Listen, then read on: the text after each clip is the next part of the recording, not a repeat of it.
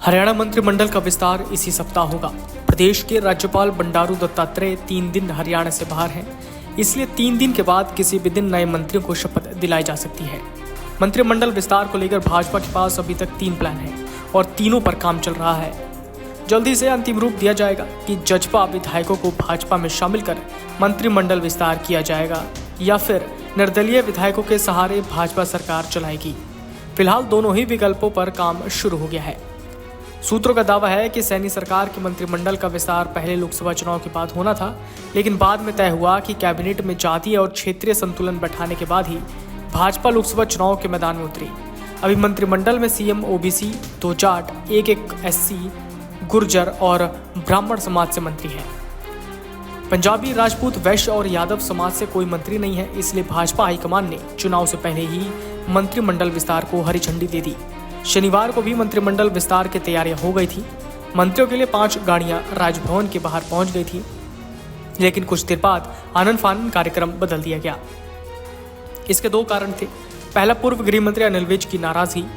दूसरा, जजपा के 5 बागी विधायकों के साथ 2 और विधायकों का न आना। जजपा के साथ विधायकों को अपने पाले मिलाकर भाजपा दल बदल कराना चाहती है। अब मंत्रिमंडल विस्तार के लिए भाजपा ने जो 3 प्लान बनाए हैं, अब वो जान लेते हैं। पहला, जजपा के 2/3 विधायकों का दल बदल, यानी जजपा के 5 विधायक पार्टी से बागी हैं। 2/3 बहुमत के हिसाब से इनको 2 और विधायक चाहिए।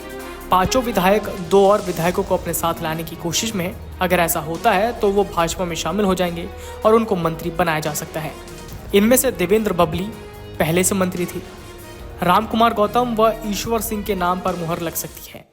इससे पहले 5 बागी विधायकों को इस्तीफा देकर नायब सैनी के साथ उपचुनाव लड़ने की सलाह दी गई, लेकिन इसके लिए केवल 4 विधायक ही तैयार हुए। इसके बाद भाजपा हाईकमान ने इस्तीफा देकर चुनाव लड़ने का प्लान को दरकिनार कर दिया। दूसरा प्लान, निर्दलीय विधायकों पर दांव। भाजपा की दूसरी योजना है कि निर्दलीय विधायकों को मंत्रिमंडल में शामिल किया जाए और उनके समर्थन से बचा हुआ कार्यकाल पूरा करे। कुल 7 निर्दलीय विधायक हैं और इनमें से एक रणजीत सिंह मनोहर सरकार की कैबिनेट में शामिल थे। अब 2 से 3 और विधायकों की लॉटरी लग सकती है, लेकिन निर्दलीय विधायकों में आपसी विवाद के चलते ये प्लान भी सिरे चढ़ाना आसान नहीं। निर्दलीय विधायकों के बढ़ते नखरों के चलते भाजपा इन पर दांव खेलने से बचती नजर आ रही है। तीसरा प्लान ये भी है कि केवल भाजपा के 4 विधायकों को मंत्रिमंडल विस्तार में शामिल किया जाए व शेष 4 सीटों को खाली छोड़ दिया जाए और लोकसभा चुनाव के बाद इनका फैसला किया जाए, क्योंकि भाजपा को लोकसभा में सभी विधायकोों से वोट चाहिए।